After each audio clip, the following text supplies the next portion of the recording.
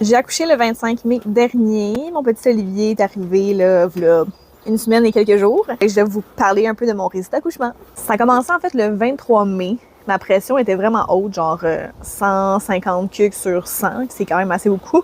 Faut savoir que je faisais aussi du diabète de grossesse, fait que ça peut être un facteur qui fait de la haute pression. Là, j'attends un peu la nuit qui passe. Le lendemain matin, ma pression est encore vraiment haute, fait que j'appelle à la maternité. Ils me disent de me présenter parce que c'est sûr que c'est vraiment haut pour faire des tests, des prises de sang, des vérifications pour la préclampsie, ce qui peut être aussi très grave. Là, c'est comme tes organes qui arrêtent de fonctionner, puis c'est quand même assez quelque chose. Je me rends là-bas, on moniteur bébé, tout va bien. Ma pression ne descend pas malgré les médicaments. Je fais un test. Les prises de sang sont belles, il n'y a rien d'alarmant à ce niveau-là.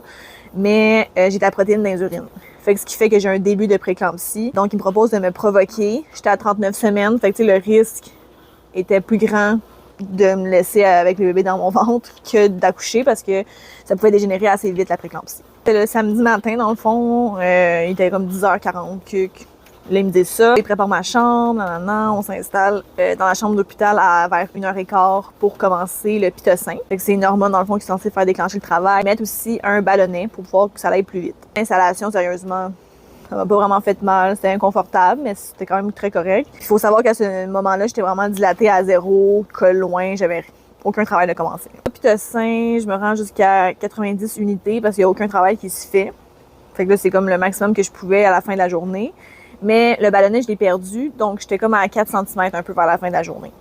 Mais c'était cette année-là, il n'y avait rien qui se passait de plus que ça. Le ballonnet, il est tombé, j'ai un peu tiré dessus, puis c'est tombé automatiquement.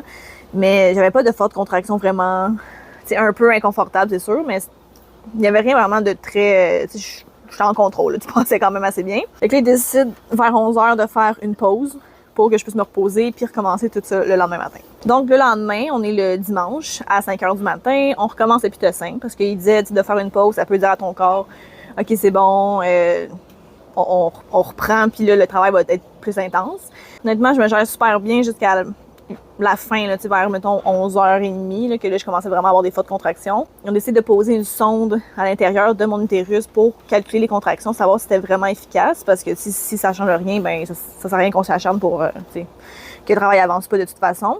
En posant la sonde, ils se rendent compte qu'ils sont presque efficaces. Il manque pas grand-chose, fait qu'ils augmentent le pitocin jusqu'à 114 unités, ce qui est quand même assez élevé. Et là, ils ont atteint le montant qu'ils disent pour que la contraction soit comme efficace. Donc, ils regardent mon col s'il est ouvert, puis finalement, toujours à 4 cm, effacé à 75%, je me trompe pas, puis il y avait rien qui avançait.